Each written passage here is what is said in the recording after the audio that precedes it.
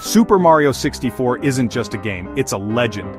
It revolutionized 3D gaming, introduced mechanics that are still used today, and spawned decades of myths, secrets, and mysteries that have kept players talking for nearly 3 decades.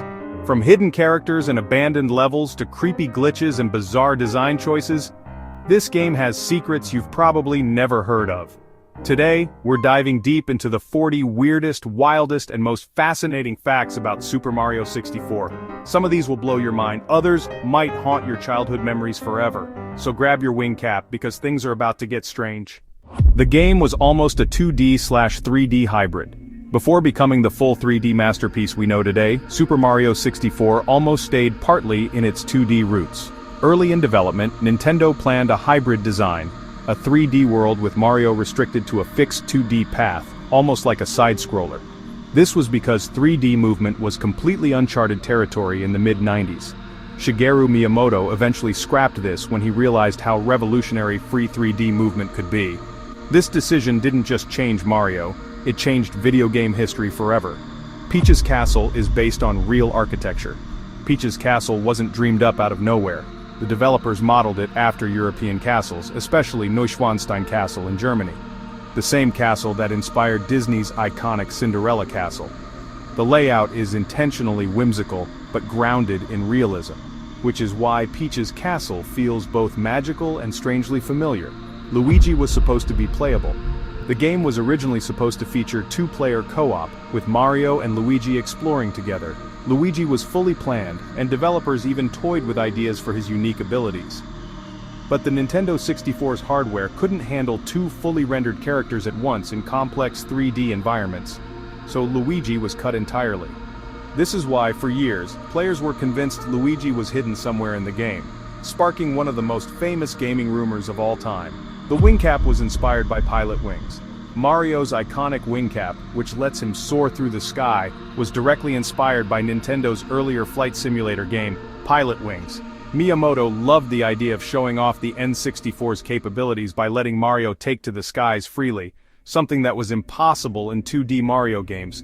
This was more than just a fun power-up, it was Nintendo flexing the power of their new console. Bowser's laugh came from another game.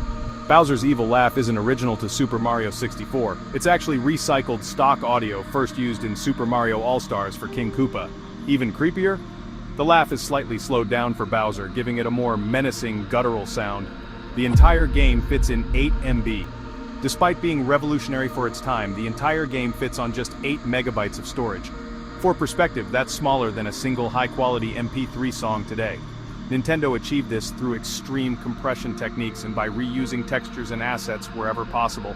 The L is Real 2401 mystery. Deep in the castle courtyard, there's a blurry stone plaque that seems to read, L is Real 2401. For years, fans believed this was proof that Luigi was hidden somewhere in the game. Nintendo never confirmed what the text actually says, and to this day, it remains one of gaming's greatest unsolved mysteries. The 2401 coincidence that came true. In 2020, Super Mario 64 was re-released on the Nintendo Switch, 24 years and 1 month after its original release. And guess what? Luigi finally became playable in this version, eerily matching the numbers on the plaque. This coincidence reignited the myth, leaving fans wondering if Nintendo planned it all along. It was almost called Ultra Mario.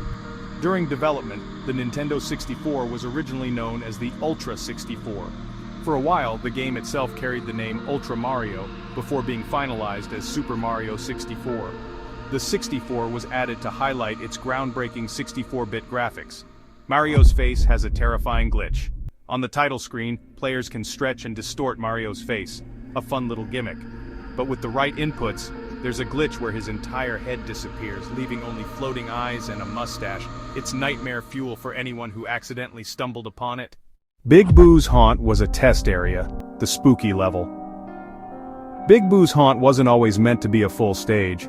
Originally, it was a camera and movement test room for developers.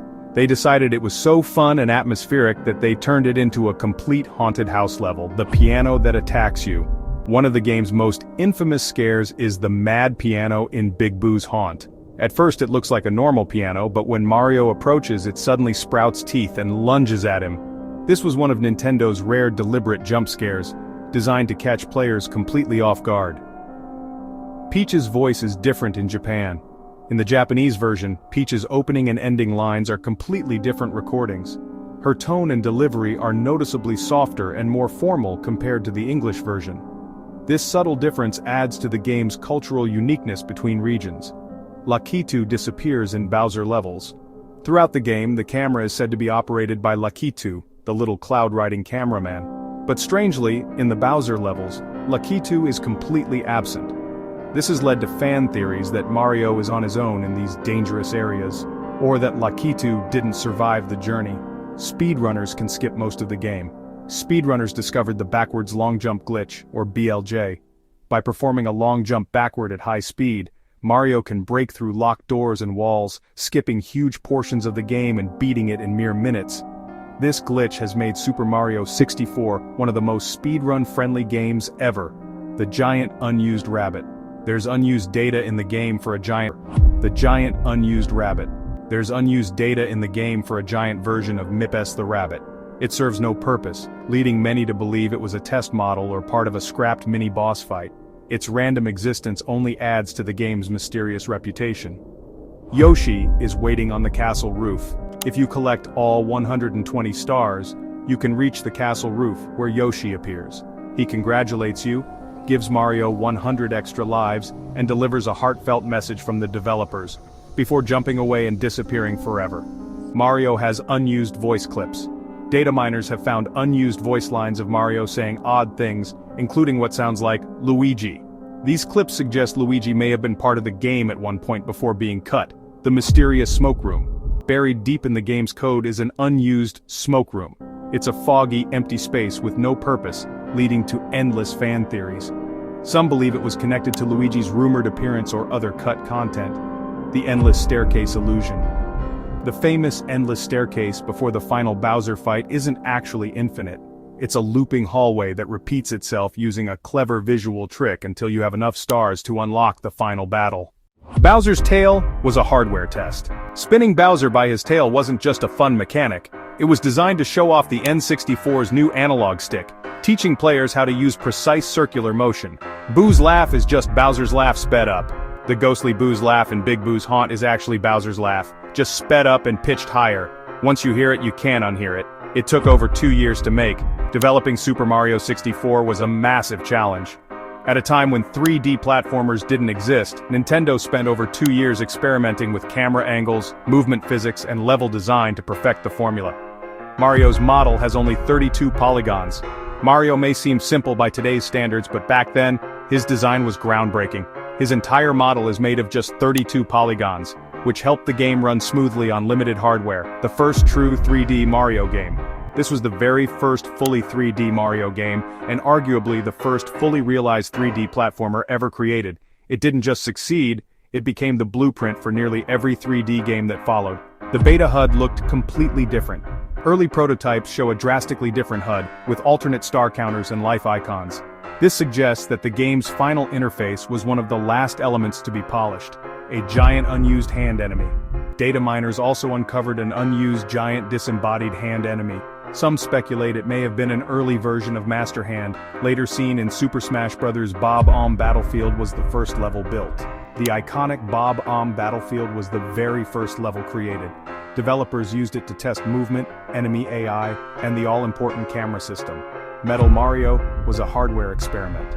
Metal Mario's reflective, shiny texture wasn't just cool looking, it was Nintendo experimenting with advanced rendering techniques on the N64. Bowser's dialogue is darker in Japanese. In the Japanese version, Bowser's lines are more threatening and sinister, with subtle implications that he plans to conquer the entire Mushroom Kingdom, not just kidnap Peach. A secret star hidden in the castle wall. Behind a specific stained glass window in Peach's castle, you'll find a hidden stage with a secret star. Many players missed this entirely during their first playthrough. Beta music was left behind. Several unused tracks were found in the game's files. Some are oddly dark and unsettling, suggesting Nintendo experimented with a much creepier atmosphere during development. Paintings were a last-minute addition. The idea of jumping into magical paintings wasn't in the original plan.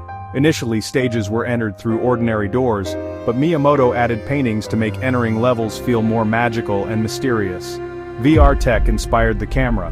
Nintendo briefly experimented with early VR-style camera systems before deciding to have Lakitu act as the camera operator. This was a creative solution to explain why the camera behaves the way it does. The game mostly runs at 30 FPS. While designed for 30 frames per second, certain levels dip below 20 FPS due to hardware limits. This was groundbreaking at the time, even if it feels choppy today. The Pyramid's Secret Puzzle. In Shifting Sandland, there's a secret challenge requiring players to find 5 hidden spots inside the pyramid to reveal a hidden star. Something many players never discovered on their own, the negative coin glitch.